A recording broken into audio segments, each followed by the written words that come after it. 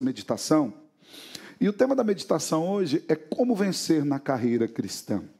Como nós podemos iniciar a vida com Cristo, permanecer na vida com Cristo e chegar ao final dessa vida com Cristo, que é o mais importante. Eu lembro-me de um professor do seminário que a gente conversava com ele dos tempos antes da conversão e de como Deus foi gracioso em nos alcançar, e às vezes a gente chegava para a fé cristã todo arrebentado, todo machucado pela vida de pecado.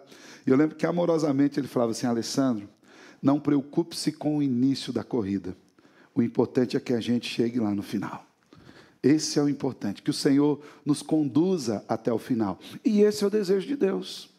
O desejo de Deus é que nós não nos afastemos da fé. O desejo de Deus é que nós, aqueles que fomos salvos, sejamos mantidos nessa salvação, e Ele inclusive garante isso pela ação do Seu Espírito. Mas como? Quais meios Ele nos dá para que nós continuemos firmes nessa carreira cristã? Aqui no texto de hoje nós vamos meditar em 4 meios. Há outros meios. Em específico, o autor de Hebreus linka 4 meios de como nós podemos vencer nessa carreira cristã. Hebreus 12, dos versos 1 a 3, Jesus, o autor e consumador da fé, diz assim a palavra do Salvador: portanto também nós, visto que temos a rodear-nos tão grande nuvem de testemunhas, livremo-nos de todo o peso e do pecado que tão firmemente se apega a nós e corramos com perseverança a carreira que nos está proposta, olhando firmemente para o autor e consumador da fé, Jesus, o qual, em troca da alegria que lhe estava proposta, suportou a cruz, sem se importar com a vergonha, e agora está sentado à direita do trono de Deus. Portanto, pensem naquele que suportou tamanha oposição dos pecadores contra si mesmo, para que vocês não se cansem nem desanimem. Até aqui, vamos orar? Te louvamos, Deus, pela Tua palavra e por esse momento de culto, e queremos lhe pedir que o Senhor nos dê a instrução que vem dos céus para nós, Senhor. Que o nosso coração esteja aberto, Deus, tal qual uma boa terra, aguardando a semente da Tua palavra, para que venha frutificar e fazer aquilo que o Senhor tem para nós, o propósito do Senhor para as nossas vidas. É em Cristo que nós oramos. Amém e amém. O autor de Hebreus aqui, nesse capítulo 12, ele está fazendo algo que o apóstolo Paulo já havia feito em 1 Coríntios, capítulo 9, 24, que é comparando a vida cristã com uma carreira, com uma espécie de maratona, que tem uma linha de chegada, e ele nos chama a correr essa carreira. O Senhor, quando nos salvou com o objetivo de que nós continuemos nessa carreira. Essa ilustração era muito vívida na mente daqueles irmãos, os primeiros leitores de Hebreus, porque naquele tempo eles viviam ainda o tempo dos esportes físicos, né? Hoje nós temos vários esportes que já não são mais físicos, né? São digitais ou virtuais, né? Hoje, a maioria dos jovens aí jogam futebol no videogame, né? Você não vê mais o ralado de joelho, o máximo uma tendinite no dedão, né? De mexer assim no controle do videogame. As pessoas têm se afastado um pouco dessa realidade. Mas naquele momento em que essa carta foi escrita, quando o autor ele elencou essa ilustração de corredores, de que a vida cristã é uma carreira que nós devemos correr, para aqueles primeiros leitores isso trazia uma mensagem muito clara, era uma ligação muito direta. Por quê? Eles viam os atletas enquanto eles competiam, eles assistiam esses como espectadores, sejam as maratonas pelas ruas de Roma ou do Império Romano, sejam os esportes nas arenas romanas. E é dessa imagem que o autor tira uma ilustração muito forte para os espectadores. Por quê? Porque quando se falava em corrida, existia algumas questões implícitas no ato de correr. Dentre elas, por exemplo, a preparação. Outro aspecto, a disciplina, quando ele diz, corramos a carreira que nos está proposta. Todos aqueles que ouviram aquela ilustração falaram, peraí, para correr tem que ter uma certa disciplina. E ele diz, corramos com perseverança. Não queria que as pessoas ficassem pelo caminho. Então, aqueles primeiros leitores entendiam que a vida cristã, para que fosse vivida na sua abundância, precisaria de preparação, disposição e foco, para que eles não se desviassem do caminho. Assim, meus irmãos, já fica muito claro, desde o início, que a vida cristã, ela implica em trabalho árduo. Às vezes nós temos observado um tipo de evangelho que tem tirado o peso da responsabilidade cristã. Veja bem, o peso do qual Jesus nos livrou na cruz do Calvário é o peso dos nossos pecados. Ele nos livrou da penalidade do pecado. Ele nos livrou da culpa, dos efeitos finais do pecado. Mas, muito pelo contrário, Ele não nos livrou da responsabilidade da vida cristã. Aqui nós somos chamados a viver como cristãos. E viver como cristão dá trabalho. E viver como cristão é uma vida de disciplina. Viver como cristão é uma vida de abrir mão. Viver como cristão é uma vida na qual nós fazemos escolhas por Cristo. Por exemplo, aí, quem quer fazer dieta tem que fazer escolhas, né? Você vai ver aquele prato de doce maravilhoso e vai ter que comer aveia, sem açúcar. É uma escolha, né? Você vê aquele copo de Coca-Cola gelada e você talvez vai ter que fazer escolha por um suco, por uma água. São escolhas. Mas se você quiser chegar a um objetivo, você tem que fazer escolhas. Você que quer um diploma da faculdade, você precisa fazer uma escolha. Não dá para você viver todas as suas noites apenas nas festas com os amigos. Você vai ter que reservar 4 anos, pelo menos, dessas noites, ou 5 anos dessas noites, para que você estude. São escolhas. O que o autor aos Hebreus está dizendo é que a vida cristã é uma vida de escolhas. Uma escolha em cumprir a carreira que Cristo propôs a nós. Para viver com eficiência essa vida, nós devemos fixar os olhos em Cristo. Nós devemos fazer isso sem esmorecer por conta das nossas fraquezas e sem nos distrairmos com as circunstâncias que nos rodeiam. Anteriormente, o autor já havia exortado os irmãos a uma vida de perseverança. Agora ele diz, olha, essa perseverança tem um objetivo, que é a carreira da vida cristã. De forma que esse capítulo 12, na verdade, os 3 primeiros versículos são uma conclusão de todo o capítulo 11. Perceba que ele começa o capítulo 12 dizendo o seguinte: portanto, também nós, visto que temos a rodear-nos tão grande nuvem de testemunhas. O autor tinha acabado de elencar um inumerável de irmãos cristãos, ou melhor, de crentes verdadeiros, desde Abel até os profetas que viveram pela fé, que estavam nessa carreira cristã pela fé. E agora nós podemos olhar para o exemplo desses irmãos, para que nós continuemos nessa caminhada. Ele está dizendo, vocês estão vendo todos esses irmãos que eu falei? Ali Abel, Enoque, Noé, Abraão, Isaque, Jacó, José, Moisés, Davi, os juízes, Baraque, Sansão, a Raabe, falamos a semana passada, da Raabe. Você está vendo todos esses que viveram por fé, que caminharam por fé. Portanto, uma vez que nós temos como olhar para trás e ver esses grandes exemplos, uma grande nuvem de testemunhas, gente que viveu pela fé e morreu pela fé, agora é a nossa vez. Agora é a minha vez e a sua vez de corrermos essa carreira. E é interessante que ele olha para esses irmãos do passado, dizendo que eles são uma grande nuvem de testemunhas. Acontece que a ideia de testemunhas aqui, não é a ideia de que esses irmãos do passado agora estão no céu, sentados na galeria do céu, olhando para a gente e torcendo por nós. Vai lá, você consegue, bora, força, vamos lá. Não, não é essa a ideia. Ao citar a grande nuvem de testemunhas, é como se ele estivesse dizendo ao autor, olha ao redor de vocês e vejam os vencedores. Tanto os vencedores que tiveram vitórias nas batalhas, quanto os vencedores que morreram, sofreram por causa de Cristo. Olhem, durante toda essa história, olhem esses exemplos que eu falei para vocês. Esses heróis da fé, que nos servem de modelo. Por quê? Porque eles creram além das circunstâncias. A palavra testemunha aqui, ela tem um radical que ela dá raiz, ela é a raiz de uma palavra que nós conhecemos também, que não tem a ideia de espectador, mas de alguém que sofreu e morreu. A palavra original para testemunha aqui é mártir, aquele que morreu por causa de Cristo, de maneira que testemunha aqui é o fato de que eles oferecem para nós um testemunho vivo da vida de Cristo. Olhem para trás. Vejam como esses homens viveram por Cristo. A sua fidelidade é um estímulo para nós. Agora nós não lutamos sozinhos e nem somos os primeiros a lutar. Não somos os primeiros a enfrentar problemas. É importante nós lembrarmos também que os irmãos de Hebreus, eles estavam enfrentando lutas, perseguições, e muitos estavam abandonando a fé. E aí o autor diz, olha para esses daqui, eles não abandonaram a fé. Agora nós podemos entender que esses daqui que viveram na promessa de Cristo, eles estão nos mostrando que é possível viver, ainda mais nós, que já recebemos a Cristo como Senhor e Salvador. Então é um legado inspirador, deixado pelo próprio Senhor para nós.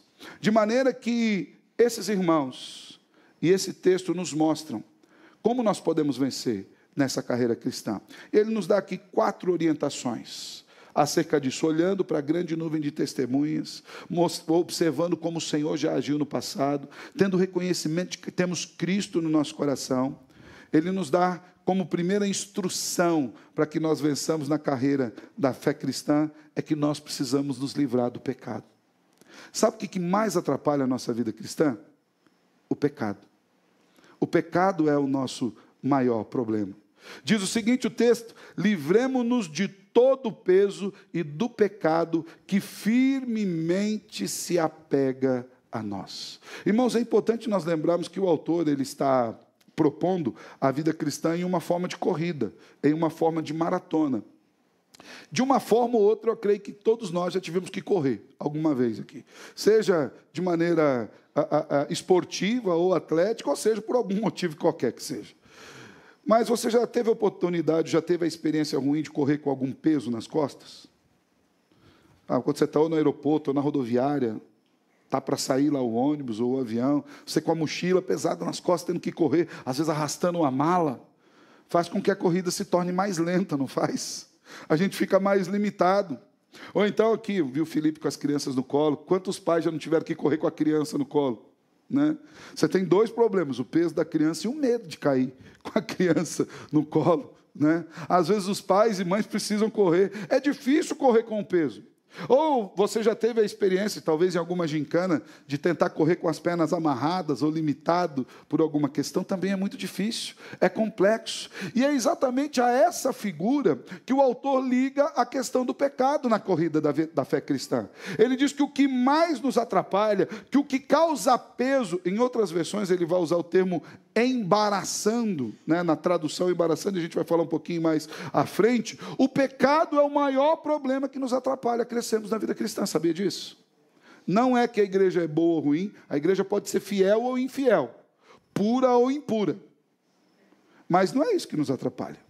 O que nos atrapalha são os nossos próprios pecados. Assim o autor de Hebreus nos chama o quê? Nos livrarmos de tudo aquilo que nos atrapalha, que nos torna lento, em especial aqueles pecados que nos prendem os pés de maneira a nos fazer cair.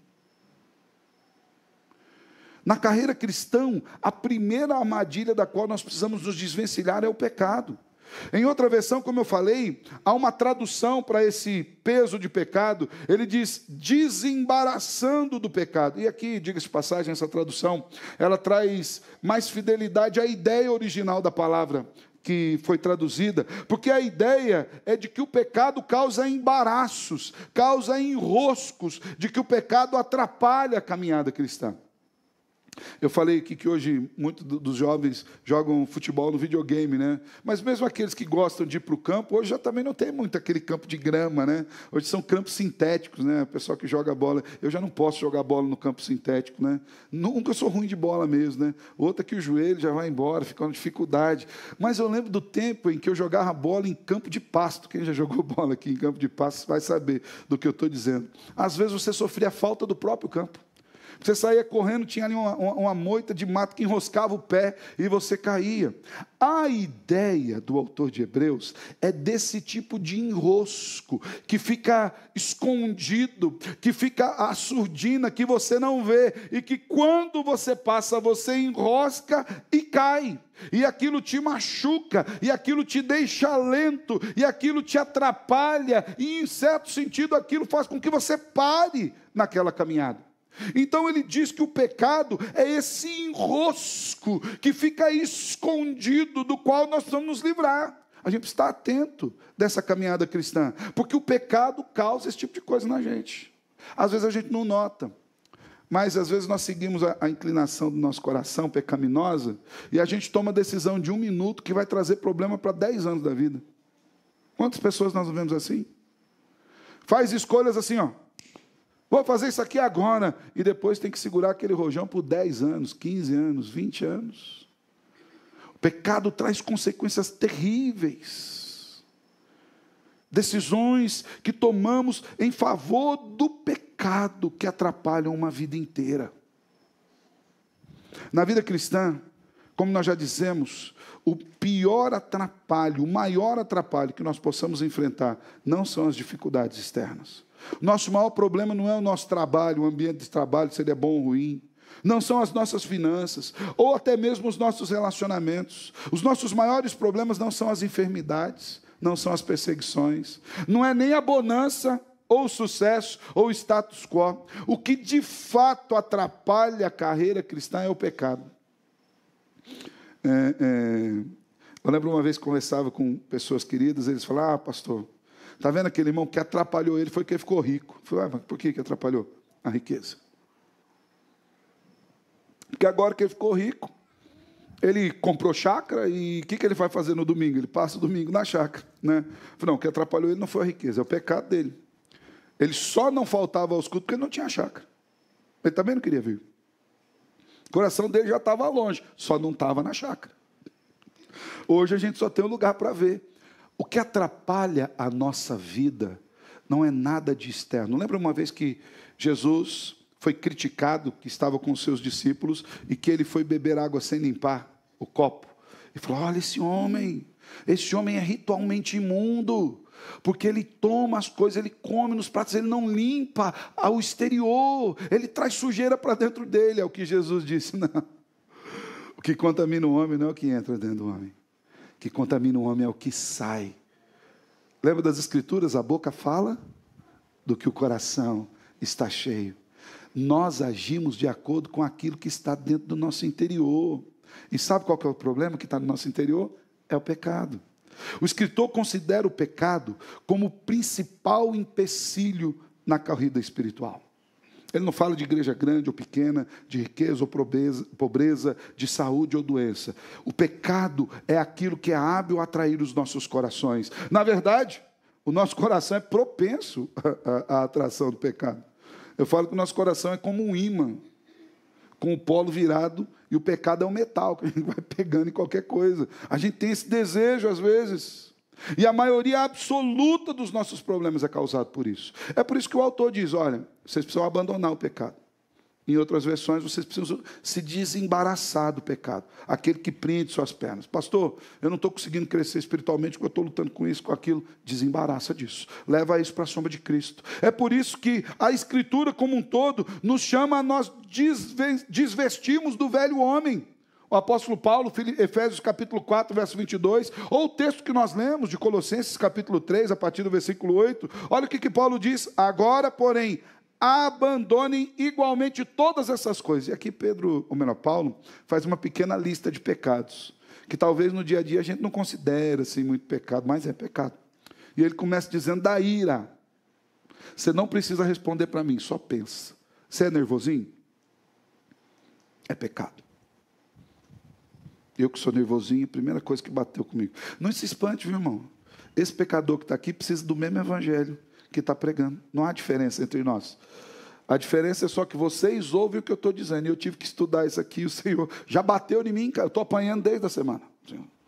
Alessandro, você vai abandonar a ira. Indignação é pecado. O que é indignação? Não acredito que a pessoa fez isso comigo. A ideia é o quê? Que você é bom demais para receber aquele problema. Logo comigo, eu estou indignado. Já vi gente falando assim, eu estou indignado com Deus. Quando você está indignado com Deus, você está dizendo para Deus assim, o Senhor errou comigo. O Senhor não foi bom, não. Eu tinha coisa melhor para fazer do que o Senhor não sabe fazer. A indignação é um pecado porque ela está diretamente ligada ao egoísmo, à falsa visão de si mesmo. Paulo diz mais, maldade. Maldade é pecado, irmãos. Aquele sentimento de não fazer o bem para o outro é pecado. Eu lembro que uma vez eu ouvi isso da boca de um crente, tristemente eu ouvi isso, né? Da boca de um crente. Ele chegou para mim e falou, pastor, deixa eu falar um negócio para o senhor.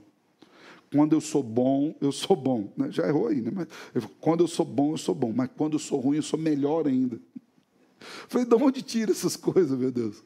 Eu falei, rapaz, quando você pensa que você é bom, você já é péssimo. E quando você é ruim, é o retrato de quem nós somos sem Cristo. Não há bondade na nossa ruindade, não há bondade na nossa bondade. Tudo que é bom vem do Pai das luzes. Olha outro pecado, blasfêmia. Aqui é outro pecado que muitas vezes o crente cai. Porque ele imagina que blasfêmia é só aquela posição obstinada contra a ação de Deus ou contra a ação do Espírito Santo. Mas muitos blasfemam contra Deus quando no momento de uma enfermidade fala, por que comigo, Senhor? Você está dizendo que Deus errou. Você está dizendo que Deus não sabe. Por que eu estou enfrentando essa luta, Senhor? Por que não o outro? Às vezes blasfemamos contra Deus quando o outro está bem e nós fazemos uma comparação invejosamente, depois ele vai falar da inveja aqui, e dizer, por que o Senhor abençoou ele e não eu? Isso é blasfêmia? Linguagem obscena no falar. Isso é uma coisa que a gente precisa policiar, irmãos. A coisa mais feia é crente falando palavrão. Palavrão já é feio por si só, até na boca do descrente. Que dirá na boca do crente? A Bíblia diz, pode de uma fonte jorrar 2 tipos de água? Uma água pura e uma água amarga? Não dá. A fonte vai jorrar a água que é. Então a gente precisa pensar nisso. Linguagem obscena no falar. Diz mais, não mintam uns aos outros. Gente mentirosa, isso é pecado.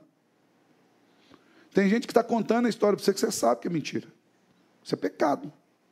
A gente precisa tomar cuidado com isso. Por quê? Olha aqui que Paulo diz, uma vez que vocês já se despiram da velha natureza e das velhas práticas. Pedro ainda, 1 de Pedro, capítulo 2, versículo 1 diz, portanto, abandonem toda maldade, todo engano, toda hipocrisia.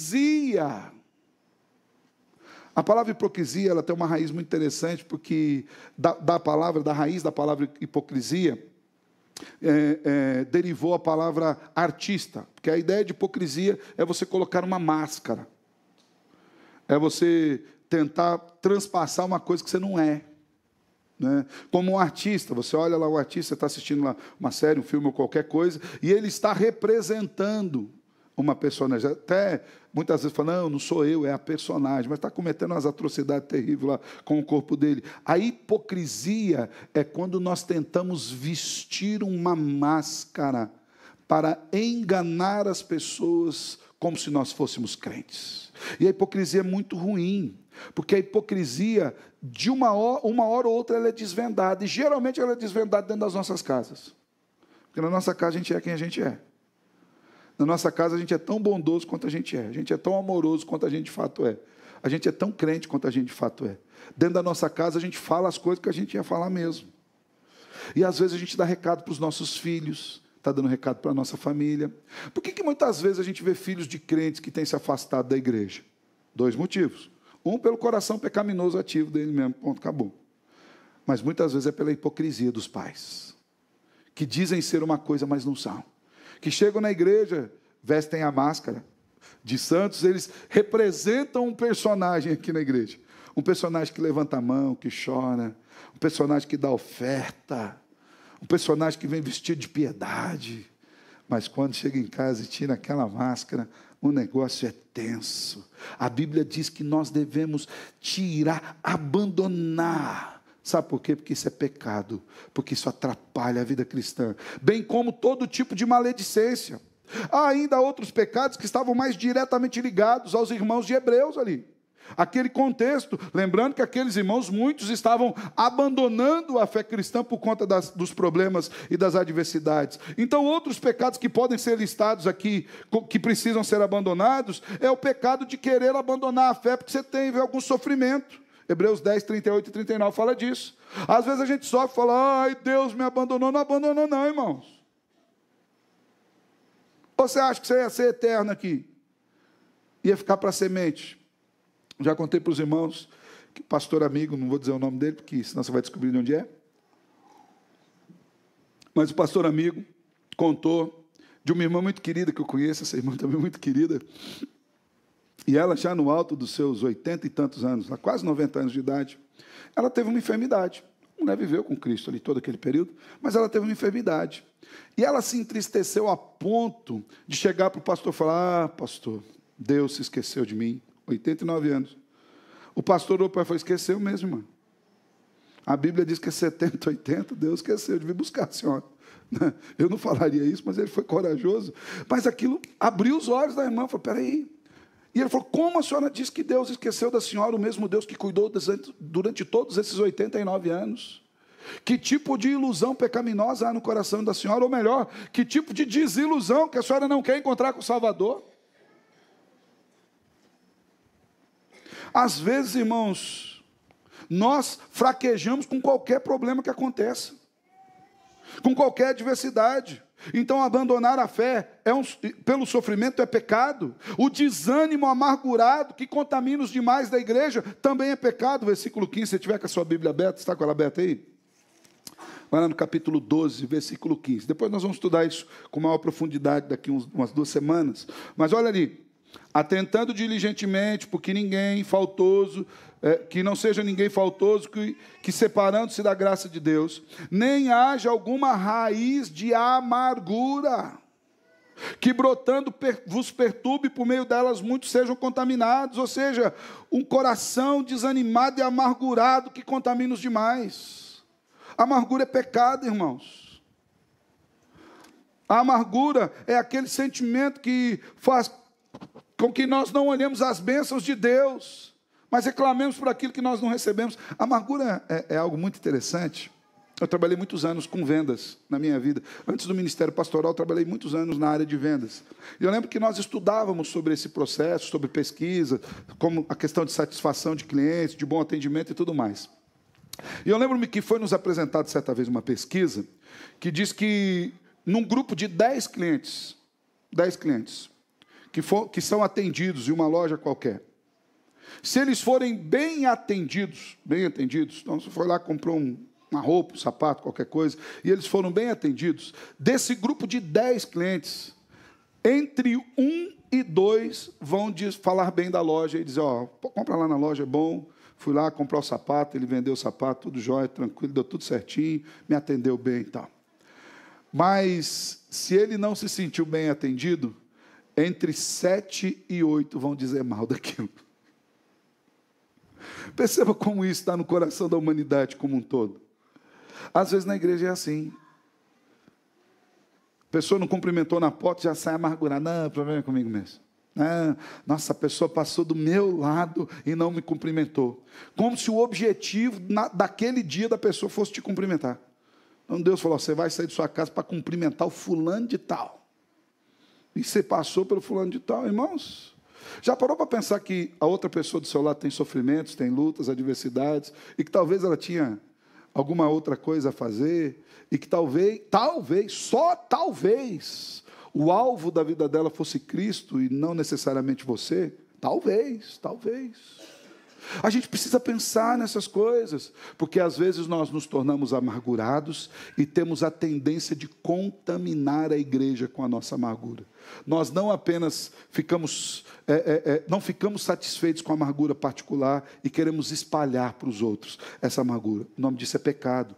Diz mais, como pecado, o coração profano que desconsidera as bênçãos eternas em troca de alegrias presentes. O verso 16, se tiver com a sua Bíblia aberta, diz ali, nem haja algum impuro ou profano, como foi Esaú, o qual por um repasto vendeu o seu direito à primogenitura. O que Esaú fez? Ele desconsiderou o eterno. Ele inclusive usou essa frase, de que me vale a primogenitura, de que me vale a bênção de Deus se eu morrer aqui. Tem muito crente que faz isso. De que me vale viver no céu se aqui eu não viver abastadamente? De que me vale o céu se aqui eu não puder fazer isso ou aquilo? E troca o eterno pelo etéreo. Isso é pecado, irmãos. Quais pecados têm atrapalhado a mim e a você? Os meus eu sei. Quais pecados você tem sido atrapalhado para um bom desenvolvimento na carreira cristã? Quais pecados têm atrapalhado sua vida cristã? Porque a primeira coisa que nós precisamos fazer para vencer na carreira cristã é abandonar o pecado. Diga-se de passagem, Cristo morreu para que nós fôssemos libertos dos efeitos do pecado. Segunda orientação e instrução que o autor nos dá é que nós devemos correr a carreira cristã. Então, abandona o pecado e põe-se a caminho. Faz a sua parte. E entenda que a vida cristã é para ser vivida por você, não tem como você empreitar para outro. Corra você mesmo com perseverança a carreira que está proposta. Perceba que a vida cristã não é um acaso. A vida cristã é uma proposição de Deus. Foi Deus quem estabeleceu para que nós a vivamos. Então, uma vez orientados a abandonar o peso, as amarras do pecado, o autor nos chama a continuarmos firmes e perseverantes em Cristo, nos caminhos de Cristo, seguindo para o alvo que é Cristo. Nós não podemos abandonar, nós não podemos ficar de lado. Eu lembro de duas cenas que marcaram a minha mente com respeito a essa ideia de corrida e de maratona e que se aplicam bem à vida cristã. A primeira cena é na maratona, se eu não me engano, de Atlanta, na Paralimpíada, onde houve uma corrida com crianças que tinham síndrome de Down. Eram todas crianças pequenas, era a abertura ali daquela Olimpíada, daquela Paralimpíada. E aquelas crianças se alinharam ali naquelas pistas para correr. E logo que ouviram o tiro, pá, uma delas se assustou, tropeçou e caiu. Ao que a outra criança que estava do lado parou, olhou para ela e falou: você machucou? Ela falou: não. Falou: então vamos comigo. Deu a mão. Mas aí as outras que estavam correndo lá na frente, a que estava lá em primeiro lugar, olhou para trás, viu as amigas paradas, voltou. Vocês estão bem? Então elas deram as mãos. E todas de mãos dadas atravessaram a linha de chegada, ao que o estádio veio abaixo, em choro, em lágrimas. Né? Eu até falei hoje pela manhã, quando contei a ilustração, e agora de novo. Né?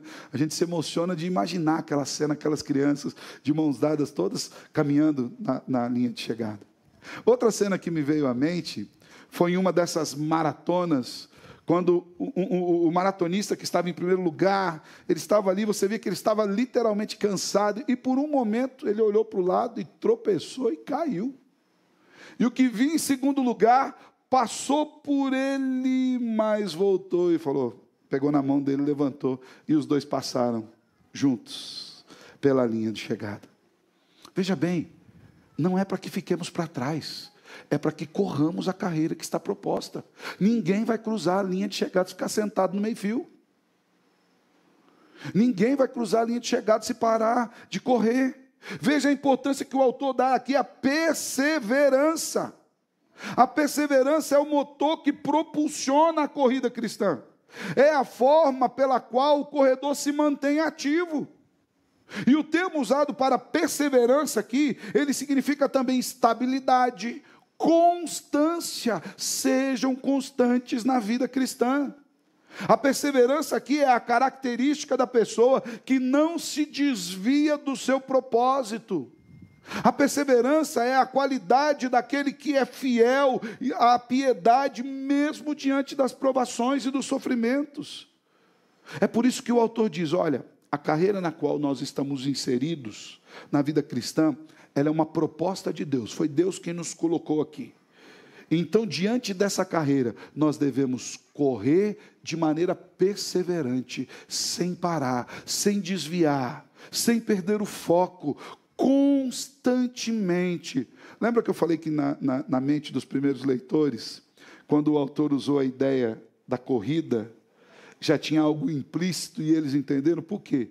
O que ele está dizendo agora, vocês precisam ter disciplina. Sabe por que muita gente fica para trás na vida cristã? Porque vive uma vida cristã indisciplinada. Gente que tem 10, 20 anos de igreja, você pergunta 3, 4 versículos e se perde, não sabe nenhum. Significa o quê? Que ele é ruim de memória? Não, significa que ele não leu a Bíblia. É isso que significa. Eu lembro uma vez que nós estávamos numa reunião, há muito tempo atrás. Quando eu falo muito, é muito tempo atrás, meus irmãos. A Patrícia estava junto, né? E eu pedi para que abrisse, nós íamos fazer uma meditação no livro de Salmos, né? E a pessoa que estava do lado falou, é o meu livro preferido, o livro de Salmos é o preferido. E foi procurar no índice onde estava o livro. Falei, rapaz, e se não fosse o preferido? Né? Não sabia onde estava o livro na Bíblia, né? É claro que hoje nós temos aí os aplicativos, eu não sou contra os aplicativos, meu irmão. Eu uso muito aplicativo, diga de passagem, até porque a visão já está meio embora, então a gente usa o aplicativo. Mas ainda hoje eu acho melhor os textos na Bíblia de papel do que no aplicativo. Só não consigo ler no papel, mas que eu acho. O aplicativo você consegue ampliar a letra, né? Sabe por que muita gente tem ficado para trás? Porque falta disciplina. Porque mata culto.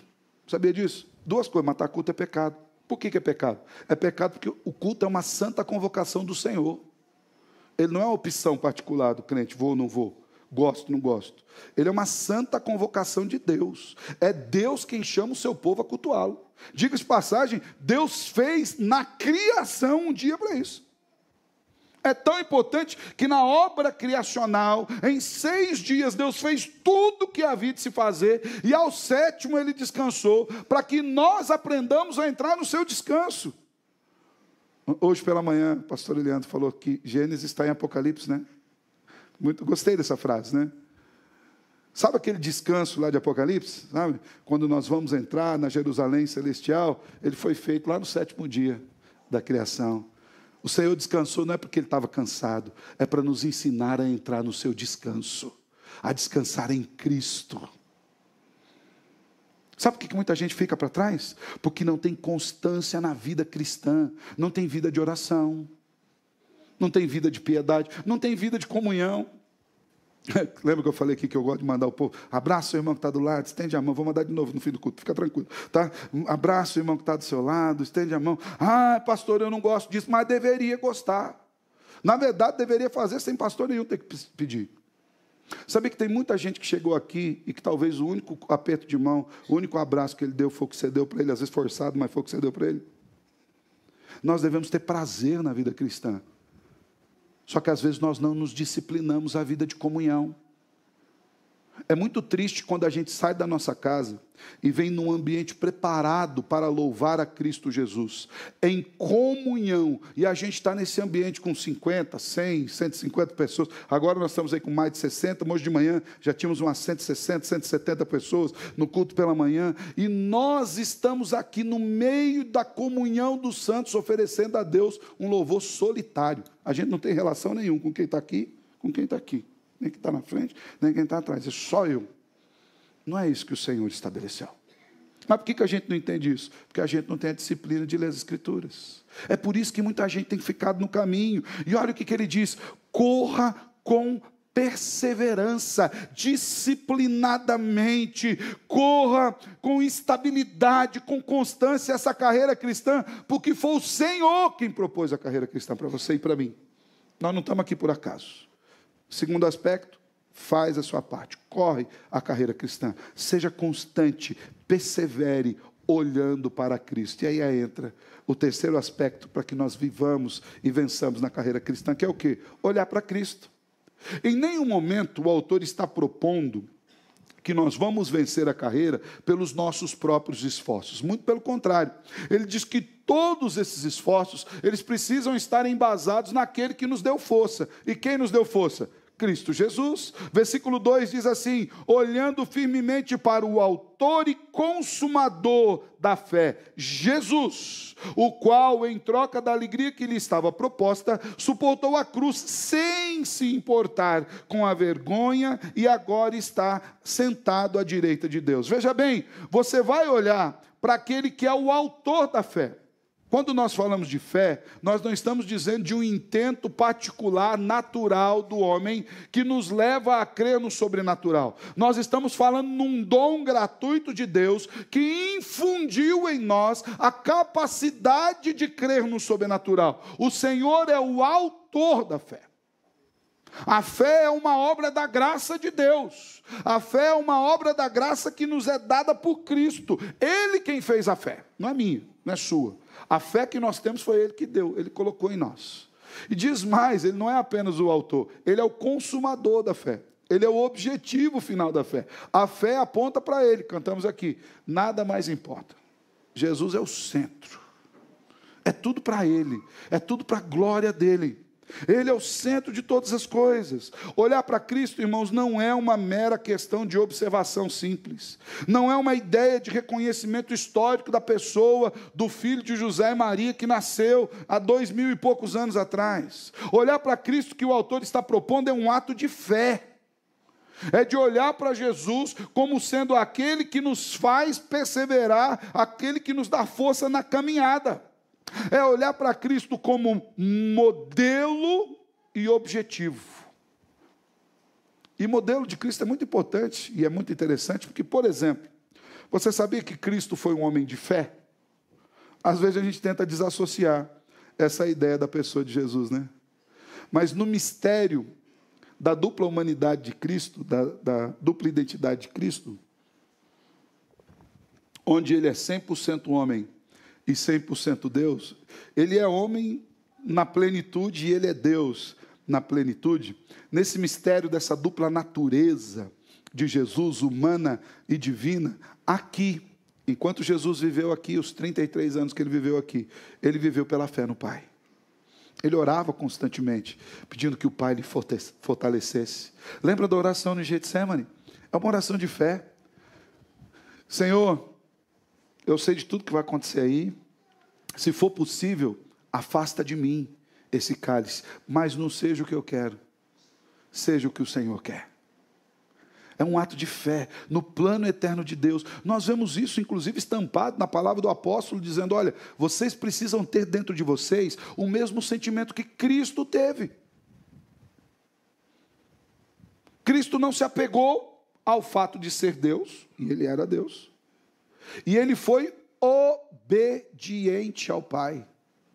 Obediente até a morte, e morte de cruz. O que o autor de Hebreus diz? Olhando firmemente para o autor e consumador da fé, Jesus, o qual, em troca da alegria que lhe estava proposta, sendo Deus, os anjos o adoram, os anjos o louvam, os seres viventes, os anciãos, a figura que nós temos nos céus, é de Cristo entronizado, à destra do Pai, e toda a criação, dizendo, santo, santo, santo é o Senhor dos exércitos, toda a terra está cheia da sua glória.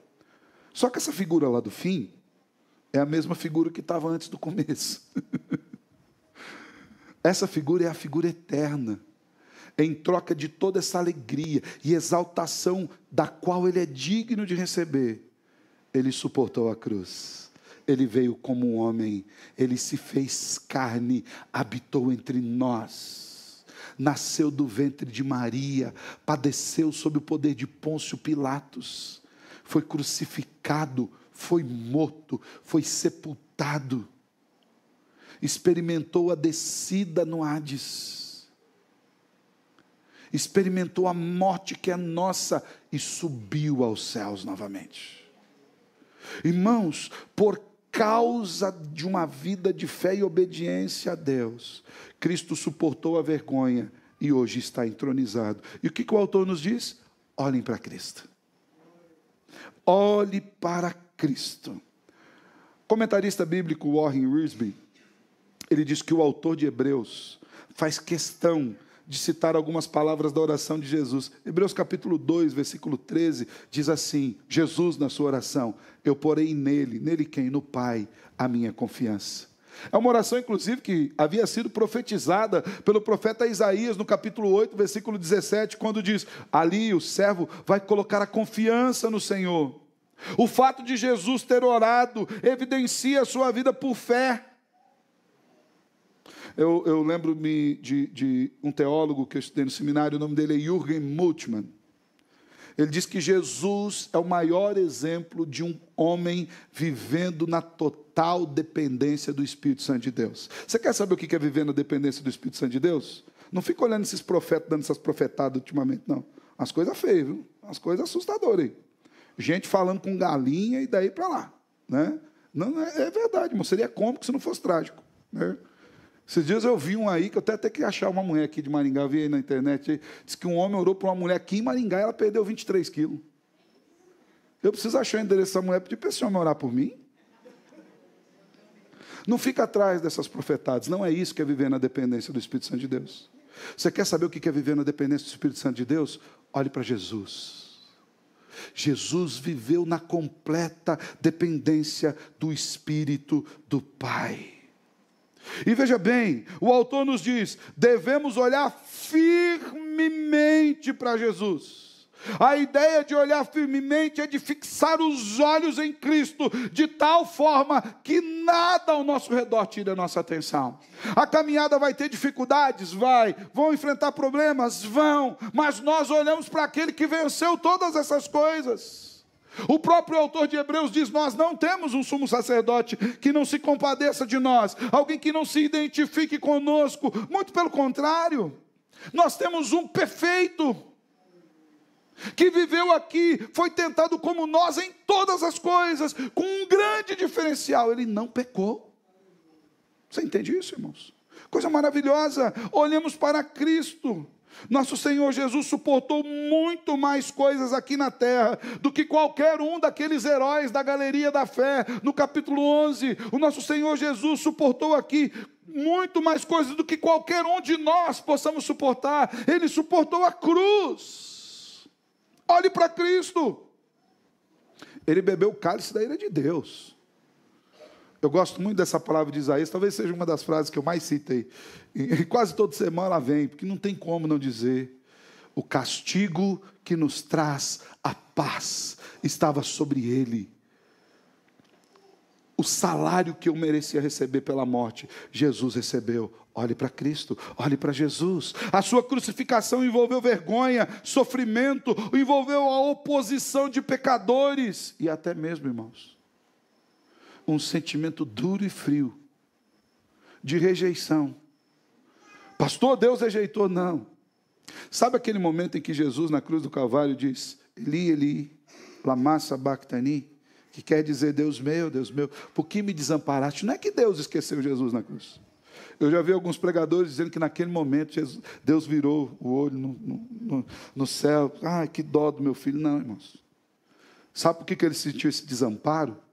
Porque por um instante sequer, não sabemos a duração desse instante, mas Jesus sentiu o afastamento que todos aqueles que vivem sem Cristo irão sentir. No momento em que Jesus se fez pecado por nós, ele sentiu o olhar de Deus se afastando, e a Bíblia diz que Deus não contempla o pecado. Ele sentiu a amargura que eu e você iríamos sentir por toda a eternidade. O Senhor bebeu o cálice completo da ira de Deus em nosso lugar. Na cruz, Cristo sofreu por todos os nossos pecados. No entanto, ele perseverou. No entanto, ele consumou a sua obra. É por isso que, como diz o autor de Hebreus, e agora está sentado à direita do trono de Deus. Olhe para Jesus. Na sua caminhada cristã, olhe para Jesus. O apóstolo Pedro ainda nos diz na sua primeira carta, capítulo 4, versos 1 e 2, ora, tendo Cristo sofrido na carne, estejam também vocês amados no mesmo pensamento. Pois aquele que sofreu na carne rompeu com o pecado, para que no tempo que lhes resta na carne, vocês não vivam mais de acordo com as paixões humanas, mas segundo a vontade de Deus. Jesus desfez o pecado na sua carne. Ele desbaratou os poderes do pecado. Cristo venceu a carne para que eu e você nele tenhamos a mesma vitória. Então você quer vencer na carreira cristã? Se afasta do pecado. Faz a sua parte, entra na carreira, ou melhor, viva a carreira cristã de fato, né? Tem gente que quer viver a carreira cristã, mas não quer correr. Ele não quer entrar na caminhada. Ele não quer ter a vida de oração, uma vida de piedade. Não quer ter essa vida na presença do Senhor. Faz a sua parte. Olhe para Cristo. E por fim, irmãos, para a gente terminar. Considere, pondere, perceba, observe, pense acerca da obra de Cristo. Versículo 3 diz, portanto, Pensem naquele que suportou tamanha oposição de pecadores contra si mesmo, para que vocês não se cansem e nem desanimem. O autor da carta, ele faz essa conclusão da conclusão, né? Lembrando que esses 3 versículos são a conclusão do capítulo 11, e ele faz uma conclusão nos chamando a uma reflexão. Ele diz: pensem, considerem, analisem. Isso quer dizer, comparem-se. Como assim, pastor? É isso que o texto original quer dizer. A palavra diz aqui: compare-se, compare a sua vida com a de Cristo. Reflita acerca da sua vida. Você está achando que a caminhada cristã aqui é difícil? Olhe tudo que Cristo fez. Você acha que você está sofrendo demais? Olhe o que Ele sofreu por sua causa. Lembre, Cristo é o nosso modelo e o nosso objetivo. Vocês que estão querendo abandonar a fé cristã, olhe o que Cristo suportou na cruz por vocês e não os abandonou. Jesus, tendo amado os que eram seus, os amou até quando? Até o fim. Ele foi obediente até a morte, e morte de cruz. Ele se fez pobre para nos enriquecer. Não está falando de dinheiro, tá, irmãos? Não está falando de dinheiro, não. Jesus não morreu para colocar a conta de ninguém no azul. Embora uma boa vida cristã vai fazer com que a gente viva com a conta boa. Muitas vezes as contas vermelhas também é pecado. É porque gastou mais do que ganhou. A gente não gosta de falar disso como pecado, né? Tem gente que fala que é o devorador, pastor. Às vezes o devorador é você mesmo que está devorando tudo suas finanças. Você nem precisa de gafanhoto nenhum. Na verdade, o gafanhoto morre de fome na sua casa. Já comeu tudo que tinha que comer. A gente gosta de espiritualizar coisas que a Bíblia simplesmente chama de pecado. Jesus se fez pobre para nos enriquecer, é que Ele saiu daquela glória eterna que ninguém pode comprar.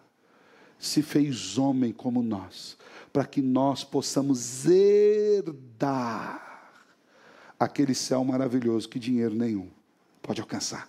Essa é a riqueza de Cristo, a glória eterna da salvação. Olhe para Cristo e compare. Lembra que os irmãos estavam abandonando a fé. Hoje tem crente abandonando a fé por qualquer coisa, irmãos. Talvez se você puxar aí na sua memória, aí você vai lembrar de uns 2, 3. Isso se você não tiver incluído nesses aí que estão abandonando, né? Porque às vezes está também.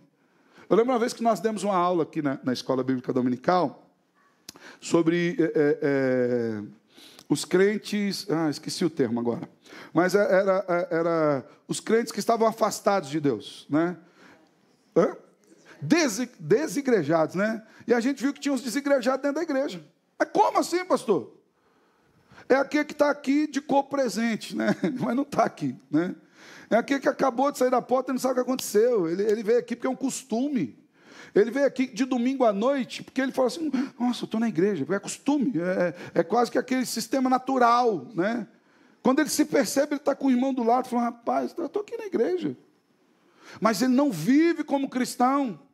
Na verdade, a gente estudou 25 formas, 25 modelos de um crente desengrejado, né? E todos eles estavam dentro da igreja. Isso é triste, irmãos.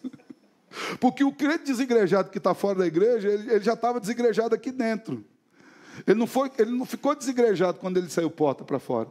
Ele ficou desengrejado quando mesmo dentro da igreja de Cristo ele não considerava a caminhada cristã, ele não amava Jesus, ele não amava os irmãos, ele não lia a palavra, ele não vivia a vida de fé. Ele estava aqui dentro como quem estava lá fora. Então pode ser que se você se enquadrar nesse caso, compare a sua vida. Olhe a sua vida com Cristo. Muitas vezes nós pensamos em abandonar por qualquer coisa. O autor diz: considere Cristo. Olhe o que Cristo fez. Reflita sobre a obra do Salvador. Reflita sobre a tamanha oposição que Ele suportou de pecadores. E aqui é muito bonito quando você olha isso, porque diz assim: pensem naquele que suportou tamanha oposição de quem? De pecadores. Eram pecadores limitados, se opondo contra o Criador de todas as coisas. Imagine o tamanho da vergonha que Cristo suportou. Ele diz que isso tudo tem um objetivo. Compare a sua vida, veja a obra de Cristo, para que você não desanime. Essa reflexão tem um objetivo, o nosso fortalecimento espiritual. Veja o que Ele nos diz, para que você não se canse, para que você não fique pelo caminho. Então olhe para Jesus e fale: olha, o meu alvo venceu. Ele foi à cruz, ele suportou todo o vexame, e nele eu posso todas as coisas. Lembra do versículo lá que a gente gosta, dica de passagem, um dos versículos que mais sofre na boca dos pregadores aí, né? Tudo posso naquele que me fortalece. O que você pode? Você pode passar fome, você pode ser envergonhado, pode enfrentar cadeias, pode enfrentar lutas, você pode enfrentar sofrimentos, qualquer uma dessas coisas você pode por causa do Evangelho, porque Cristo nos fortalece. Olhe para Jesus. Ele é o modelo e o objetivo. Ele é tanto o caminho para a linha de chegada, quanto a própria linha de chegada. Cristo é o meio da fé e é o objeto final dessa fé. Cristo é tudo em nós, tudo que temos. Por isso nós somos chamados a olhar para Cristo e nos compararmos, a observarmos que os sofrimentos do tempo presente, como diz o apóstolo Paulo em Romanos capítulo 8, versículo 18, não podem ser comparados com o eterno peso de glória que recebemos em quem? Em Cristo Jesus. Olhe para Ele. Ele não abandonou-nos. Ele não vai nos abandonar. Ele não se desfez da cruz. Ele não vai se desfazer de nós. Eu falei hoje pela manhã que faz muito tempo que eu não leio Max Lucado, mas muito tempo mesmo. E eu vou dizer isso, não é em depreciação, não. É quando eu voltei a estudar, não é que o Max Lucado não seja alvo de estudo, é que você tem tantos outros livros para ler que não dá tempo de você ler o Max Lucado. Mas eu lembro que um dos últimos livros que eu li, para você ver quanto faz tempo que eu não leio o Max Lucado, é Ele Escolheu os Cravos, né? Então, é bastante antigo. E eu lembro que, se eu não me engano, lembrando que faz tempo que eu li, mas no capítulo 13 desse livro, Max Lucado traz uma ilustração muito forte, quando ele diz: não imagine você, que por um instante sequer, enquanto o Salvador estava sendo crucificado, enquanto os soldados puxavam a sua mão por sob o braço daquela cruz, muito provavelmente amarrado com uma corda, a mão era puxada, amarrada com uma corda, enquanto um outro soldado mirava o cravo, provavelmente era no pulso, mas você pode pôr na mão no pulso, não vai fazer diferença para nós. Tá? Enquanto o soldado mirava o cravo, enquanto o outro levantava o martelo para bater, imagine você, ou melhor, não imagine você, que por um instante sequer o Salvador poderia te dizer: acabou, deu, chega. Ele tinha poder para sair daquela cruz. Lembre que a Bíblia diz que ele foi obediente até lá. Mas sabe por que ele não fez? 2 motivos muito claros a Bíblia nos diz: por amor ao Pai, obediência ao plano eterno do Pai, confiança plena no plano eterno do Pai, e por amor a nós. Porque se Cristo abandonasse aquela cruz, de maneira alguma nós seríamos salvos. Nem com todos os cultos, nem com todos os dízimos, nem com todas as ofertas, nem com todas as celebrações, nem com todas as canções, nem decorando toda a Bíblia de Gênesis a Apocalipse. Sem Cristo, nós não seríamos salvos.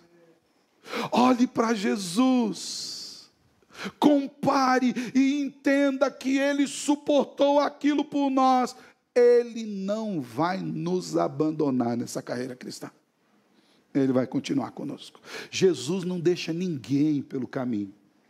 Uma figura que eu acho muito linda do Antigo Testamento é quando Miriam, ela ficou brava lá com Moisés, que ele se casou com uma egípcia, e ela ficou brava, ela chamou o irmão dela, Arão, e começou: essa mulher aqui, você já viu? Há tanta mulher para casar no meio do povo de Israel, vai arrumar egípcia, e começou aquela falação contra Moisés. Ao que Deus veio à noite em sonho para Arão e Miriam e falou o seguinte: vocês param de falar mal de Moisés. Moisés é meu amigo. Imagina Deus falando isso de você. Vocês sossegam aí. Com vocês eu estou vindo no sonho. Com Moisés lá no monte eu falo, ó, face a face. Então para de falar isso aqui. Arão, você sossega isso aí. A senhora, dona Miriam, linguaruda, toma uma lepra aí. Alguns comentaristas, e eu concordo com esses comentaristas, diz que o fato de Miriam ser tomada de lepra foi apenas um ato visível de Deus para expor externamente como estava o interior de Miriam. O interior dela estava leproso. Ela estava intentando mal contra o seu irmão, um homem de Deus. Acontece que diante de tudo isso, a gente não vê Moisés falando, bem feito que mandou mexer comigo, ó, sou eu com o chefe lá, ó, estamos aqui. Mas a Bíblia diz que enquanto Miriam não sarou, o acampamento não se levantou. Deus não deixa os seus feridos para trás, ainda que estejam feridos pelo próprio pecado. Sabe por quê? Porque Cristo morreu pelos nossos pecados. Ele não abandonou a cruz. Olhe para Jesus. Meus irmãos, a vida cristã é uma carreira que só será concluída quando nós estivermos lá no Reino Eterno de Salvador. Alguns vão atravessar a linha de chegada quando fechar o olho aqui e não abrir mais, estiver na glória eterna. Outros vão atravessar a linha de chegada ouvindo as trombetas do Senhor e o anjo nos chamando pelo nome.